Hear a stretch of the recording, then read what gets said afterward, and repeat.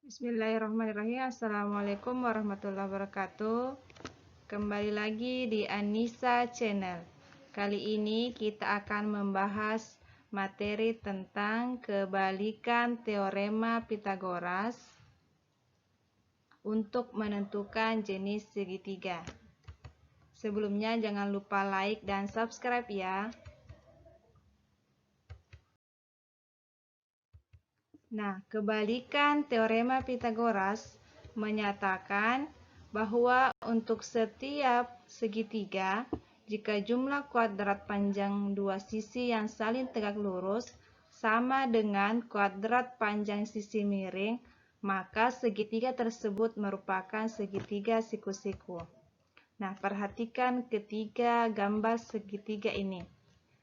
Nah, di sini ada sisi miringnya itu adalah C, dan kedua sisi lainnya adalah ada A dan ada B. Nah, gambar yang pertama ini merupakan gambar segitiga lancip. Nah, untuk segitiga lancip itu berlaku jika kuadrat sisi miring lebih kecil dari jumlah kuadrat sisi yang lain, maka itu disebut dengan segitiga lancip. Nah, ini adalah A pangkat 2 tambah B pangkat 2 lebih besar dari C pangkat 2. Nah, ini disebut segitiga lancip. Nah, untuk gambar kedua, ini adalah segitiga siku-siku. Nah, dikatakan segitiga siku-siku jika jumlah kuadrat sisi miringnya atau C-nya itu sama dengan jumlah kuadrat sisi lain. Sisi lainnya itu adalah A pangkat 2 ditambah B pangkat 2. Selanjutnya untuk gambar ketiga, ini adalah segitiga tumpul. Untuk segitiga tumpul berlaku jika jumlah kuadrat sisi miring lebih besar dari jumlah kuadrat sisi lain, maka ini disebut adalah segitiga tumpul. Nah, di sini adalah A pangkat 2 tambah B pangkat 2 lebih kecil dari C pangkat 2. Nah, contohnya, suatu segitiga dengan panjang ketiga sisinya berturut-turut 17 cm, 25 cm, dan 38 cm. Apakah segitiga ini maksud adalah segitiga siku-siku? Jadi ada 17 cm, 25 cm, dan 38 cm. Nah, alternatif penyelesaiannya adalah kita misalkan panjang sisi yang terpanjang dari segitiga atau sisi miringnya itu adalah C. Jadi C-nya itu adalah sisi yang terpanjang adalah 38. Maka A sama dengan 17 dan B sama dengan 25 cm. Jadi kita cari nilai C kuadrat. Jadi C kuadrat adalah 38 kuadrat. 38 kuadrat itu hasilnya adalah 1444. Nah, selanjutnya kita cari kuadrat sisi lain. Jadi A pangkat 2 ditambah B pangkat 2. A pangkat 2 itu adalah 17 pangkat 2 ditambah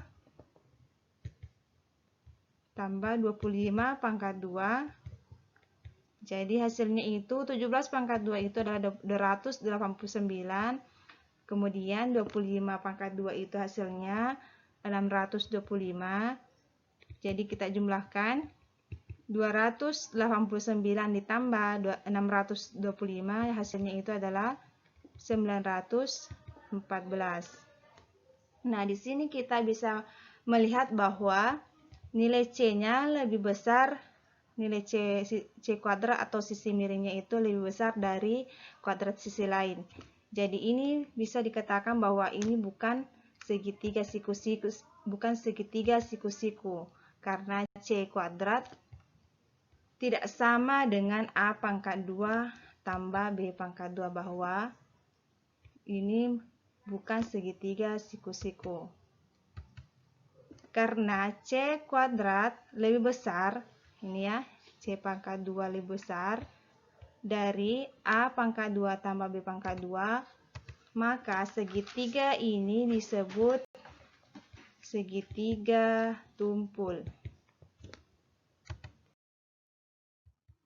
Contoh selanjutnya, tentukan jenis segitiga dengan panjang sisi-sisi 3 cm, 5 cm, dan 4 cm.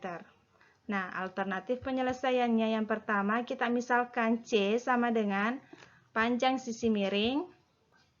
Kita misalkan C sama dengan panjang sisi miring. Kemudian A dan B adalah panjang sisi lain. Maka diperoleh A sama dengan 3 cm, B sama dengan 4 cm, dan C sama dengan 5 cm. Setelah itu kita cari nilai C kuadrat. Nah, C kuadrat berarti 5 pangkat 2. Hasilnya adalah 25.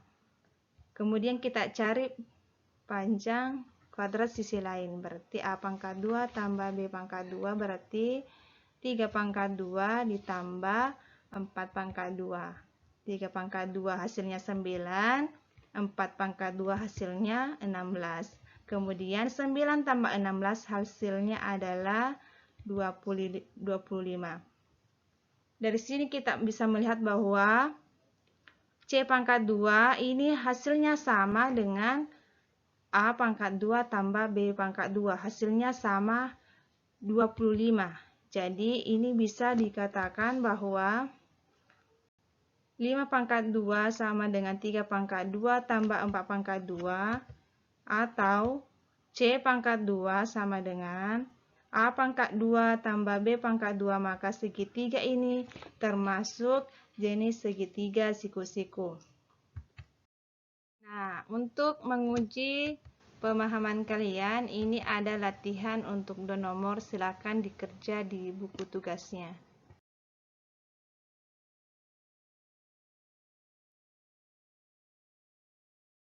Sekian dan terima kasih.